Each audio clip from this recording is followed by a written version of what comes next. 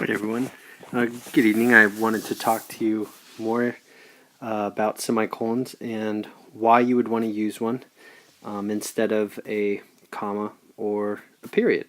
So let's just start out with, I would say, that first explanation and that first concept, and then we'll look at how to use them and ways to connect the two main clauses that they separate.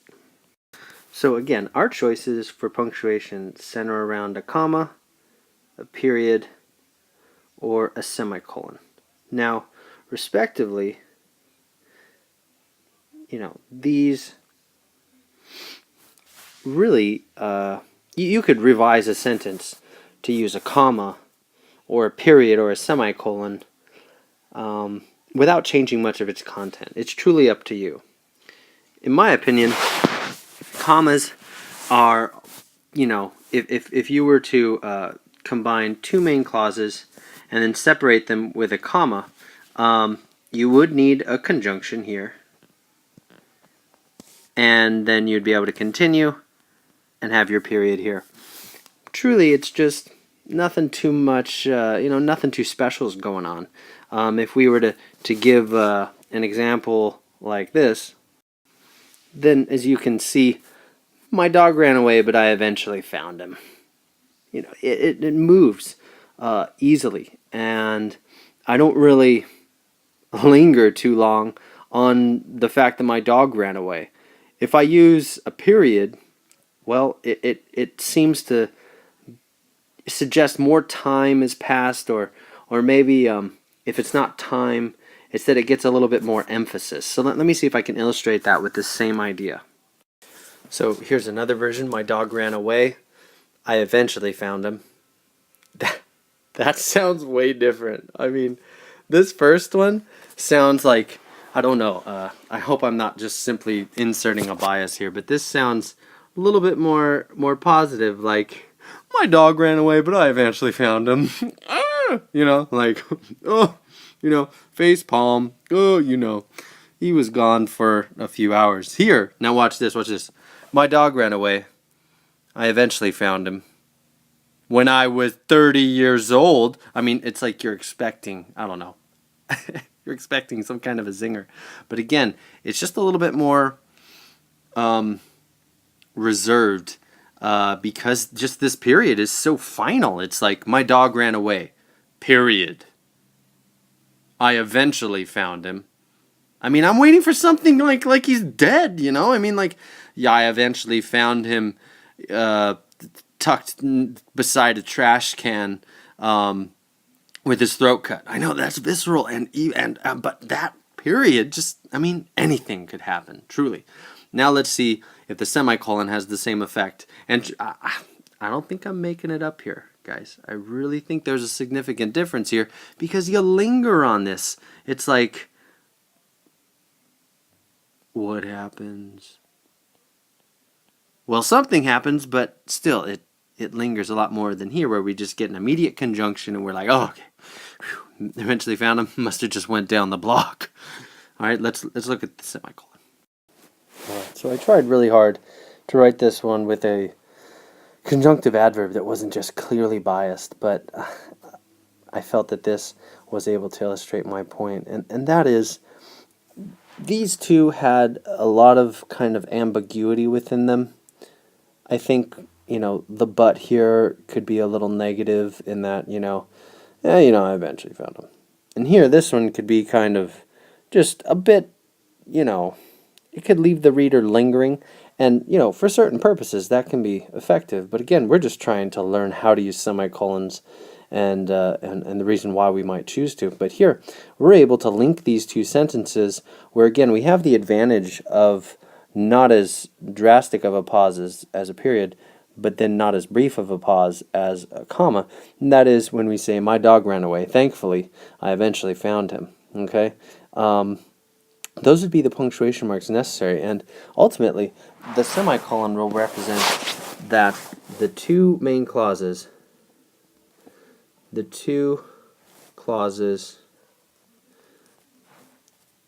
are related. these two clauses here are related in that I am glad that this one occurred. If I were to change this word to unfortunately, I eventually found him. It's like, how could you find something you didn't want to even, discover again? So it's kind of like, what, were you forced to do it? So the point is, these are all the same idea, but you're able to choose when to use a certain punctuation mark just simply by your use of it, or your intentions for your use of it. Sorry. The final little comment on this slide that I want to make is that if you, again, have a fanboy, if you have a normal conjunction, you don't use a semicolon with it, okay? You'll want to use something else called a conjunctive adverb, and I want to just show you guys a website just as an example of a place where you can get a large resource of these various words, and I want to show that to you. Okay, so we are at the University of Wisconsin-Madison Writing Center, and often universities will have these as resources for their students. We obviously try to teach as much as we can, and people get varying types of education. So this is something that they, for instance, included, and I don't think this is accidental. They include this under improving your writing style.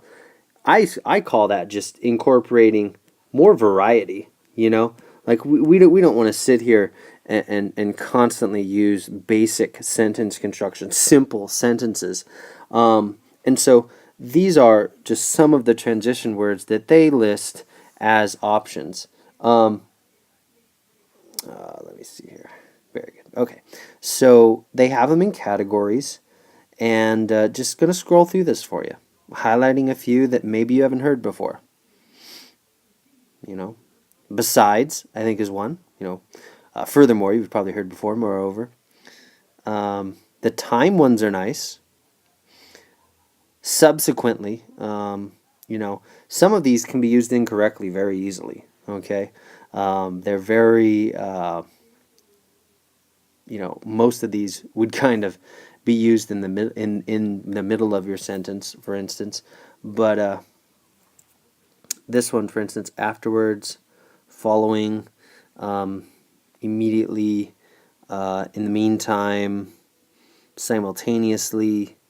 So some of these would be used more often, like meanwhile, but these other ones, like then, you might just stylistically choose to avoid some of the more basic ones, like never. That just kind of seems like it wouldn't necessarily fit as naturally in between two main clauses joined by a semicolon. So just to give you that context there, I just want to show you some more here. Briefly here. Okay, cool. Sorry for that. Okay. Going down here. It's exemplification. To demonstrate specifically is one that I like to use a lot. Specifically, for example, for instance, gosh, those just really work out well. Again, they can be basic, but if you're striving, if you're going for clarity, and that's your goal, sometimes you sacrifice by way of transitions if the ideas, for instance, are relatively complex. So there are just some things here, and you can, for instance, Google any of these types of things, whether it be conjunctive adverbs, transitions, what they say here, transitional words and phrases, and so that's really helpful for the use of those words. And I'm going to ask you to use some of these. So pick out a few, all right?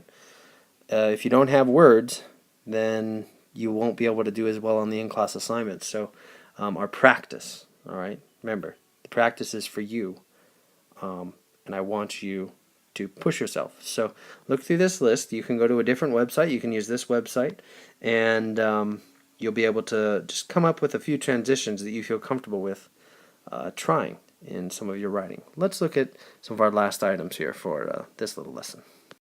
All right, so I want to talk a little bit here, and this is our last slide or kind of, section for the video. They describe using semicolons here at the top and why you would use them. A style mark stronger than a comma. I completely agree with that. Essentially, you're able to connect the two sentences more than you ever could with the very commonly used comma and equally commonly used period. Also, the sophistication is good, but here are some of the rules guiding them. Okay, I want to just highlight these specifically for you. Two independent clauses, you guys. Has to be complete sentences. Complete. Okay? There is an exception, yes, it's down here with lists, but we're not really, you don't find yourself writing a list like that very often. Okay, so in your head, embed that it's two independent clauses connected. Okay, this example here, forgive my little blocking of it. Some people write with a word processor, others write with a pen or pencil. If you're curious, others, is that a verb? Is that your, is that, or I'm sorry, others, is that your subject? Yes, it is. It's a very general subject, obviously. I mean, it's like it can include anybody. I mean, the whole sentence is general when they're like some and then others. But who writes? Others write. Others write with what? With a pen or a pencil. So that's a complete sentence. The one before it is a complete sentence. We're good to go. Conjunctive adverbs or transitional phrases. Again, I think they use the word transitional phrases because conjunctive adverbs, you're like, shut up, quit using the jargon. We have here, I seriously dislike this construction at the beginning of their sentence. Just discard that. I like just however they choose to write, but I think it's a little bit more conversational, perhaps a little bit more natural, but however they choose to write. You get what I mean? So, I don't know. It's more of a stylistic choice. I'm not going to really focus on that too much more, but they do use a conjunctive, or actually a transitional phrase here as a result. So the list one is here. It's basically if you have a list using commas already, you have to use a semicolon to separate it like they do here. And this is a stylistic choice here, and it's kind of a combination of the two. Link lengthy clauses or clauses with commas to avoid confusion between clauses. Okay. Really, it's just like the first example, except you have a bunch of commas, all right, before it. Let's just browse down the page just a little bit more. Sorry. Get in there. Very good. Okay. Rules for using semicolons. Again, two independent clauses. That's pretty much a repeat of it. And then, the coordinating conjunction, I got it. They used a semicolon, for instance, in front of a fanboy here. This use here. So that's the one case where if there's already a lot of commas, using a semicolon would actually illustrate that the comma before the fanboy is, separating those two main clauses. So clarity would be the decision, making factor there. Let's see here. Perfect. Okay. Avoid using a semicolon. Comma splice. Yes. If you use a comma to separate two main clauses, like is used here with this one, the cow is brown, it is also old, you have to separate it. And look at the beautiful thing about semicolons is you can keep that exactly the same. You just need to know that they're two main clauses and recognize that, and that you don't want to put anything between them, but you do need a semicolon in order to avoid the comma splice. I do that when that's my comma splice annotation. Okay, right there. They use this. I tell you, interjections I think are the exception. Perhaps a grammar gray area. So I'm not gonna really I'm not gonna really focus on that point too much to keep this a little bit simple and straightforward to the point. So let's look at some of these last bits here, not getting ourselves caught up in some of the minutia. It's unclear what the three list items are. So there's the example with a list. Here's the example in this one with the, as they describe it, just before, again, just a list case. The first version's confusing because of all of the commas. Here it's a little clearer because you're able to separate the independent clauses, the complete sentences. And then lastly, let me get in here, sorry. Bam, bam, bam. Get in there, okay. Perfect. And then these are places where, again, it's just emphasizing when not to use semicolons. Here, because it's a fanboy and there's no commas around it to make it confusing. And here, it's because this is, anyone? Bueller, a dependent clause. Alright, dependent clause. Boy, my handwriting, it's perfect. The stylus just makes it even better. Anyways, guys, I'm going to stop it there. Thank you for spending time with me. I want to see us starting to use semicolons correctly and adequately and appropriately. Alright, so very rarely do we want to use them, but when necessary, when you find you have two ideas that are related, and you want to express that relation through your punctuation in addition to your words, semicolons are your friend. Have a good night.